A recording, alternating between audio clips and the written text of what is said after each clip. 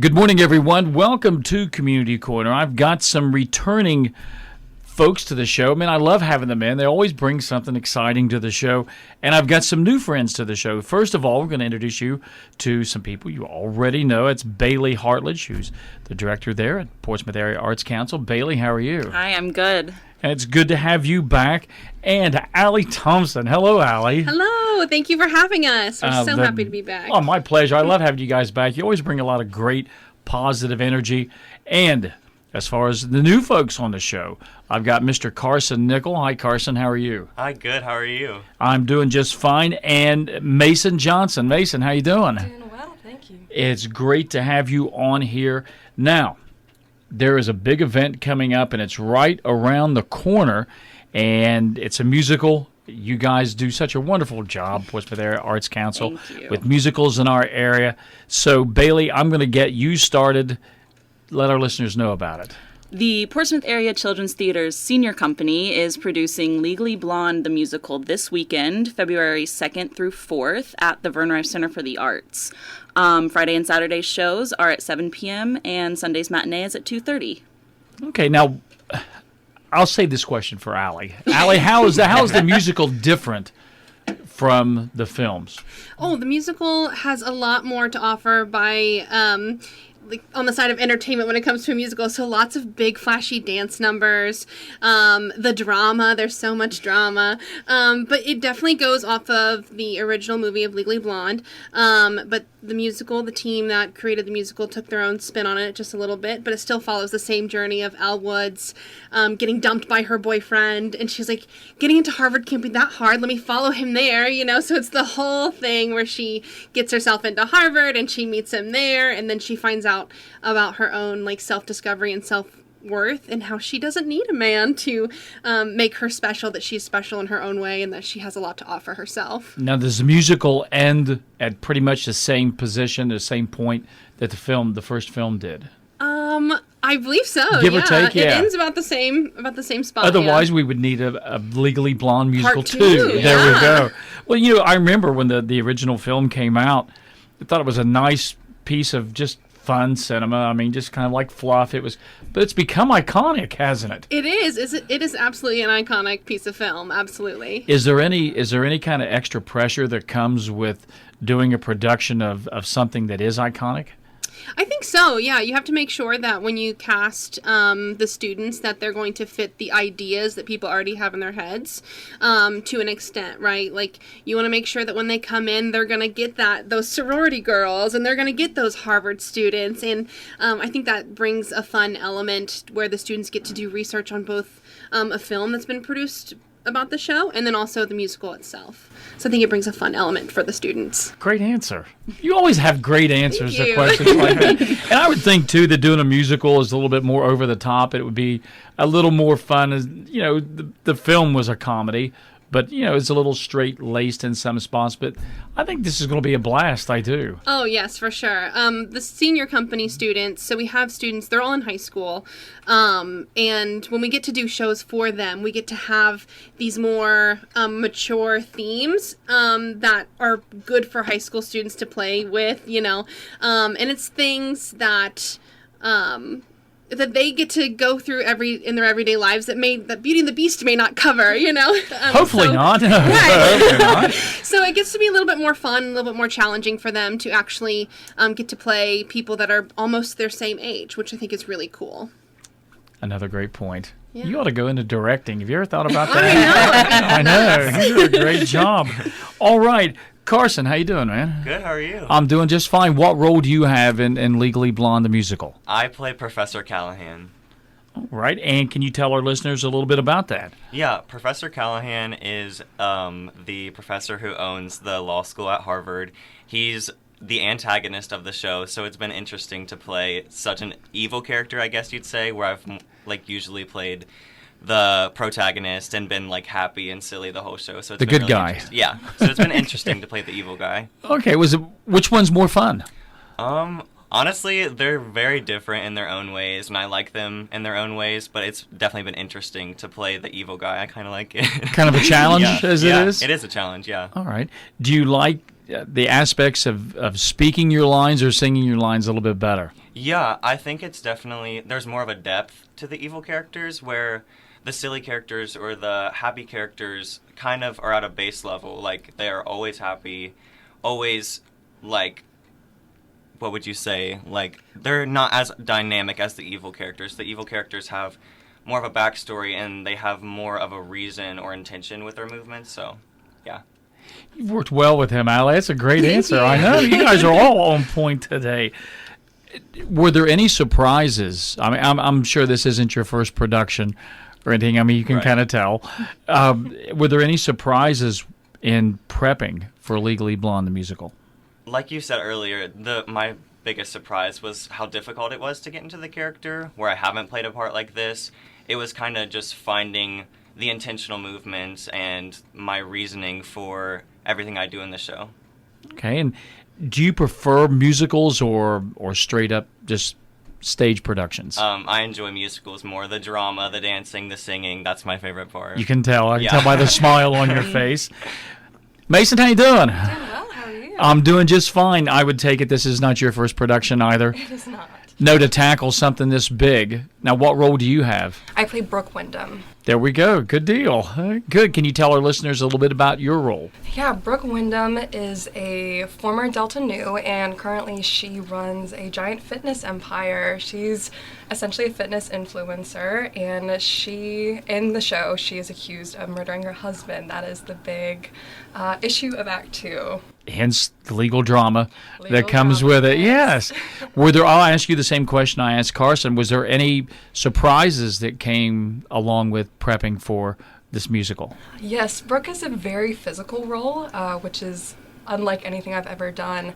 And so the approach to it is a lot different. I've never had to, think so much about the physicality. And it's been a big challenge, but it's been really good. Now, have you done straight up dramas or comedies? And if so, do you prefer that, or like I asked Carson, do you prefer musicals? I prefer musicals. Music is my world, and there's just such a different energy to it that I love. I definitely prefer musicals. Music is a huge part of my life, and I think there's just such a different energy that it brings that I find much more enjoyable. Great the second time around. Good job. Good job. So, how do you guys, either one of you can take this one, how do you fit time in with your regular schedules? Because prepping for a musical, especially one of this scale, is a lot of work, and it's not something you do in a week. Right. So how do you fit everything else into your schedules and prep for something like this? Yeah, I think PAAC is super convenient when doing musicals. They are very good at letting you do your homework. They understand that you have other things in your schedule, and they'll work around your schedule for what you need to do.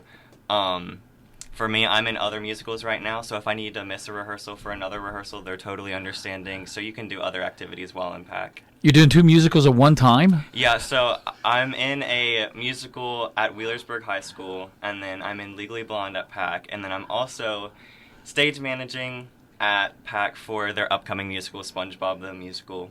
And so I've had to kind of juggle all of those tasks at once, and they're very understanding. Well, I'd say you're understanding. I mean, you're a workhorse. That's excellent. Macyn, how do you prep and fit everything in to just like your regular life? I think it takes a lot of balance and it takes a lot of discipline. It's not something you can open your script once and be totally fine.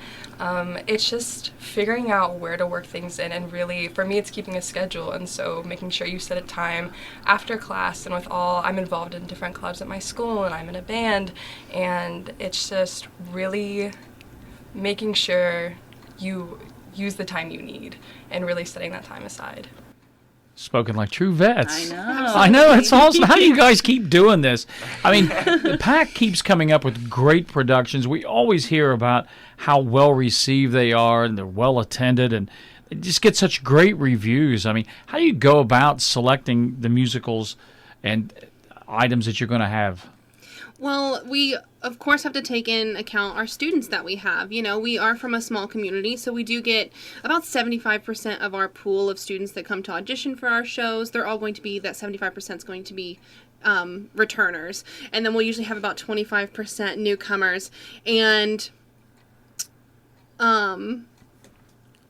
we really try to take into account, you know, what the kids are interested in, but also what our community is interested in. We want to make sure, you know, everyone wants to come out and see the show, and we want to make sure it stays true to our mission of accessible and educational theater. So with a show like Legally Blonde, like Allie was saying, it's so different than anything we've ever done, so that's giving our kids a new experience and letting them play characters that are similar to them, where, you know, like Beauty and the Beast, they were playing forks and clocks and candles, but in this and now one, you got sponges coming up. Exactly. Yeah. So we try to keep a diverse pool of shows that we choose from. That way, that when we have so many returners, they're not doing the same show every 2 or 3 years. We're making sure that the students that we have, and then the newcomers as well, they get tossed into this, you know, there's like this tumble of, okay, we're going to do a pop show, we're going to do a big drama, we're going to do a comedic musical, you know, and just trying to make sure that the kids have different learning and growing opportunities within the arts. So every show is going to ask for something different. Like Beauty and the Beast, there was a lot of like, a lot more like lyrical movements, like when it comes to the dance. And then Legally Blonde, for this show, it's much more pop, hip hop, you know, so every little element goes into consideration when what have the students had the opportunity to play with, and how can we continue to grow their skills through our musicals. I think there are a couple aspects that the PAAC is really adept at. And one is the diversity in the productions that you have. You know, you're just talking about going from something like Beauty and the Beast to Legally Blonde, the musical. I mean, those are really divergent productions. Yeah. And the other thing I think is really neat is you don't see the exact same people in the leads all of the time. And in a community, in an area, you know, where the population's not that big, that shows a lot of work, and it also shows a lot of dedication from everybody that's involved in PAAC as far as the performers go, because, you know, they're willing to say, hey, you know what, I had a lead last time and I'm going to take a supporting role here, or I'm sure it helps them learn their craft as well. Oh, absolutely. I think it's so important. Like Carson was talking, he was like, I've had so many of these fun roles, and when going into this show, I was like, how can I really shake him up a little bit, you know? And that's my favorite part, is when I have students come in and we're sitting down to cast a show, and I think, how can I shake this show up and give everybody a new growing and learning opportunity? And I think that's one of the most important parts, is making sure that the students are growing and they're being challenged. Oh, I definitely think you guys accomplish that. And you also educate the audiences as well, which is a great aspect of theater. I mean, it really definitely is. Now, Carson, outside of Legally Blonde, the musical, what's your favorite all-time production that you've taken part in PAAC? Honestly, not just for the promotion, but Legally Blonde, I think, is my favorite. Good. Just because where I'm slightly a smaller role this show, I get to watch or sit back and watch what work everybody else has put in. So it's really interesting to see everybody else. Good. How about you, Macyn? My favorite would have to be our last senior company show, The Mystery of Edwin Drood. That was awesome. Yes. By the way, yes. And just so completely different. Right. Yes. And again, that's we really love these senior company shows. They are smaller casts and just with our older kids, but they're so important for their growth. And like the junior company kids are able to look up to them and see what they're doing and then be like, I want to do that in a few years, and that keeps them coming back and all of that. Yeah, absolutely. Our senior company shows, we actually get to run them like a professional show, you know. When we do our full company shows or our junior company shows, we have 80 kids in the show. And I'm like, okay, Bailey, how do I cram 45 kids on the stage in this one dance number, you know? And I mean, a stage is 42 feet long, you know what I mean? So we got 40 kids on there. That's a lot of kids doing. Spoken like an expert at blocking. Yes, So absolutely. 42 feet long, Yeah. yes. So, getting to actually like make these smaller, tighter groups of students to do the numbers and actually get to filter them in and out, it's so cool because they actually get to work and perform and do dance numbers that are more interesting and fun because we do have more space to play. You know, Macyn, you brought up Edwin Drood just a second ago.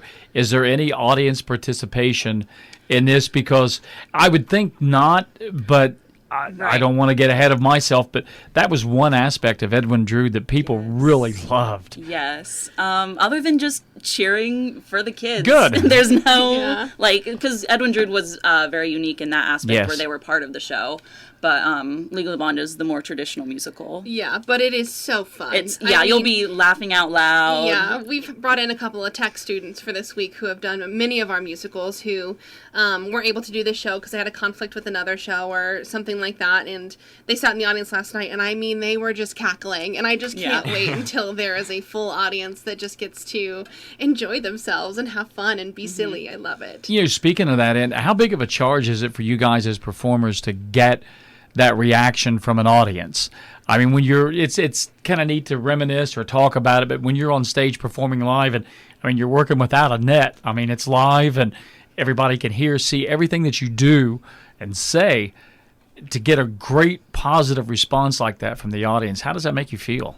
It's definitely an adrenaline rush when you're performing, but it brings the energy. If there's no audience or the audience is quiet, it's like, okay, maybe we're not doing that good of a good job, but then if they're cheering, clapping, laughing, crying, then we know we're doing a good job, and we'll bring the energy even more. Macyn, what do you think about it? There's truly nothing like it. We all get tired. It's a long rehearsal process. There's a lot that goes into it. And I mean, the second you step on that stage and people are excited to see you or they react to something you've worked so much on and you've poured so much of yourself in, and people love it, I mean, it's unbeatable. Now, we're going to start wrapping things up here a little bit. Carson, what do you think is going to be people's favorite spot in the show? Funny you ask. I think it's going to be Macyn's song, Whipped into Shape. It's the biggest dance number probably in the whole show, and it's the opener of Act 2, and it's really just a showstopper. Oh, great. Macyn, what do you think? Oh, goodness. R.L. Woods, Abigail Jones, is an absolutely incredible performer. She's so dynamic. The whole cast is wonderful, but she brings so much emotion and sincerity to her role that I think people are just going to eat up everything she does. Great answers by both of you. Bailey, again, give us the details of when, where, and how much. Yes, the Portsmouth Area Children's Theater's Senior Company is producing Legally Blonde the Musical this weekend at the Vern Rife Center for the Arts. Friday, February 2nd show is at 7 p.m., Saturday, February 3rd show is also at 7 p.m., and Sunday's matinee is at 2:30. You can get your tickets online at vrcfa.com or by calling the box office at 740-351-3600. And I will say the show is rated PG-13, so if you have real little ones, maybe keep them at home, get a babysitter, and take your tweens and teens out to see this one. Thanks for the heads up. Allie, last question for the day. Yes. And it may seem odd, but I've really wanted to ask you this in the past, and to be honest, I'm old. I've forgotten all about it. Well, it's not okay being old. As a ball player, I liked practice as much as I did games. I mean, I really did. I like that work ethic. To me, that's when you learn, your craft. What do you like better, rehearsal or the nights of the performance? Oh gosh, that's a tough one. I love rehearsal. I absolutely love rehearsal. Getting the students, ready for the production and teaching the choreography and going over blocking and talking about why these characters do what they do and their intentions. And it's just, that's the moment where all the good stuff comes from, it's what I call, that's where the yummy parts are, where they get to make these lines that are just black and white and turn them into full people, full characters. And that's just to watch them unfold from day one until right before the production. It's incredible. Watching Carson, watching Macyn, watching all of them take these roles that I've given them and watch them wrap them up and create. Oh, it's just wonderful. But there also is nothing like my favorite part to be in the theater, which I think is funny and I tell all the students, is I love to stand in the lobby before a show. Everyone comes in, they get their snacks, they get their, their things from our tables, and they go out and then the show starts. And then I'll go and I'll watch and I'll come back out and I'll stand in the lobby and just listen. And you can hear a buzz. It's there's an energy of people go, oh, what's going to happen next? This, that, or the other.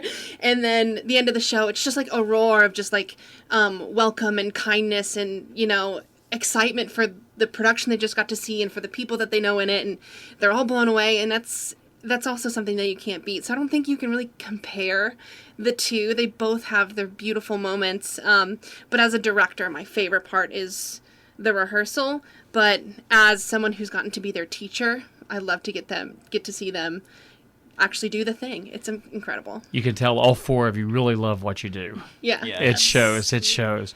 Again, I encourage everybody to get out and see Legally Blonde. Opens up this weekend. Couldn't ask for a better venue at the Vernon Rife Center for the Arts. Carson, Macyn, Bailey, and Allie, thank you so much for taking time to stop by. Man, I loved having you in here. Thank you. having us. Thank you, Bill. We'll see you soon.